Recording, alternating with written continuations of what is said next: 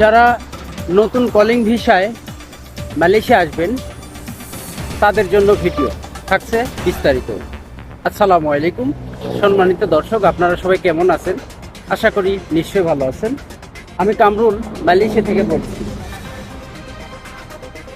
অপু খান আমাকে বলেছেন, ভাই আমি মালয়েশিয়া থেকে ডিসেম্বর মাসের 23/12/2019 সালে এসেছি। এখন আবার মালয়েশিয়া থেকে আসার বয়স হলো 5 বছর 6 মাস।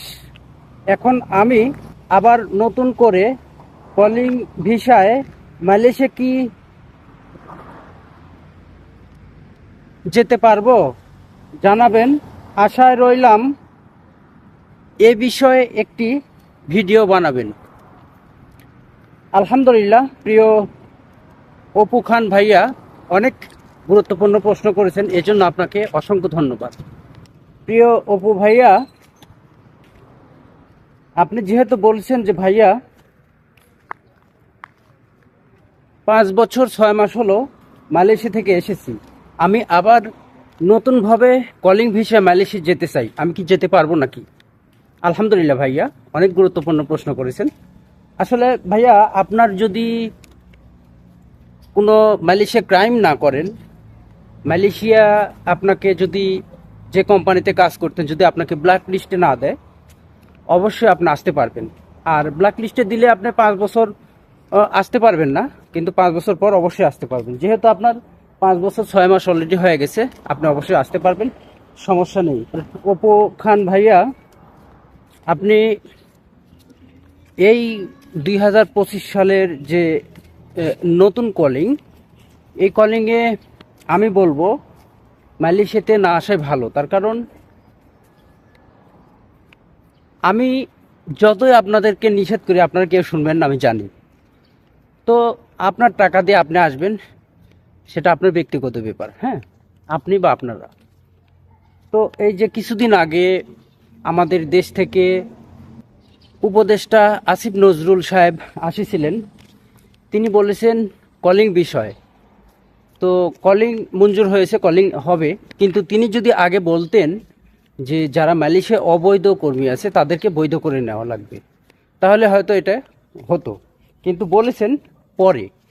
তো আসলে আমি বলবো যে উপদেষ্টা সাহেব, আপনারা বলেছেন ঠিক আছে, কিন্তু যারা 22-23 সালের কলিংয়ে মালয়েশিয়া আসিছে তারা কিন্তু অনেকেই অবৈধ হয়ে গেছে, কোম্পানিতে কাজ নেই, অনেক রকম সমস্যা।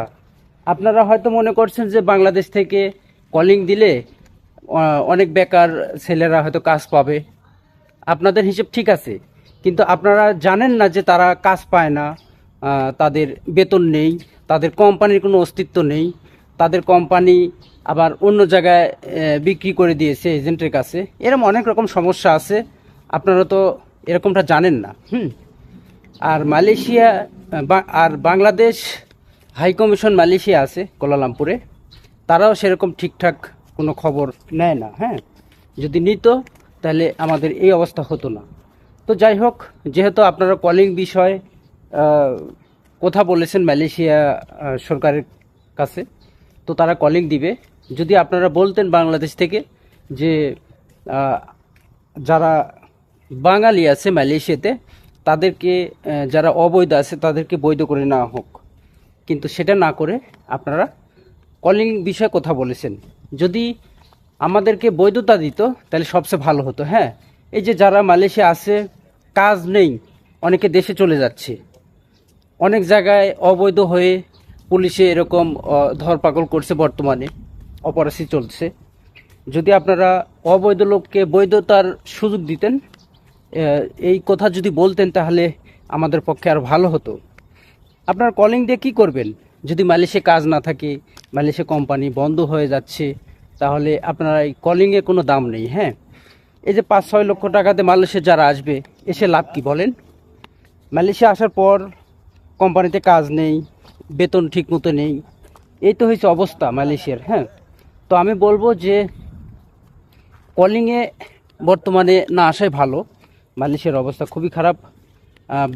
গত 22-23 সালে যারা আসেছে কলিংয়ে তাদের কাজ নেই, দেশে চলে যাচ্ছে। অনেকে অবৈধ হয়ে গেছে, অবৈধ হওয়ার পর কি ইমিগ্রেশন পুলিশের রেড দিয়ে ধরে তারা এখন জেল খাটছে। এরকম অনেক সমস্যা আছে। আমি এই জন্য বলি যে 100-র মধ্যে 80% কেউ দেশে গেছে, কেউ অবৈধ হয়েছে, কেউ জেল খাটছে, আর 20% তারা কাজ করছে। তো এই জন্য বলছি যে নতুন করে যে কলিং ভিসা দিয়েছে, যদি এখন আসা শুরু হয়নি, তো আমি বলবো যে আপনাদের যদি মালয়েশিয়া কেউ আত্মীয় স্বজন থেকে থাকে, বন্ধু বান্ধব, তাদের থেকে জেনে বুঝে তারপরে আপনারা পাসপোর্ট এবং টাকা কারো কাছে জমা দেবেন। হ্যাঁ, হয়তো আমার কথা বিশ্বাস হচ্ছে না আপনাদের, ঠিক আছে, আপনাদের তো কেউ না কেউ মালয়েশিয়া আছে, তাই না? তাদের থেকে আপনারা পরামর্শ নিয়ে তারপরে টাকা পয়সা জমা দেবেন। আশা করি বুঝতে পেরেছেন। ওকে প্রিয় দর্শক, অনেকেই অবশ্যই এরকম কমেন্টস করেছেন যে ভাই এই কলিং ভিসায় আসা যাবে কি না, আসলে কেমন হবে। তো তাদের বিষয় নিয়েই কিন্তু আজকের এই ভিডিও। ওকে প্রিয় দর্শক, আপনারা দেখছেন কামরুল মালয়েশিয়া প্রবাসী ইউটিউব চ্যানেল এবং ফেসবুক পেজ। যারা আমার পেজ থেকে দেখছেন সবাইকে অসংখ্য ধন্যবাদ, এবং যারা আমার চ্যানেল থেকে দেখছেন তাদেরকেও। ওকে প্রিয় দর্শক, আজকের মতো এই পর্যন্তই বিদায় নিচ্ছি। আল্লাহ হাফেজ।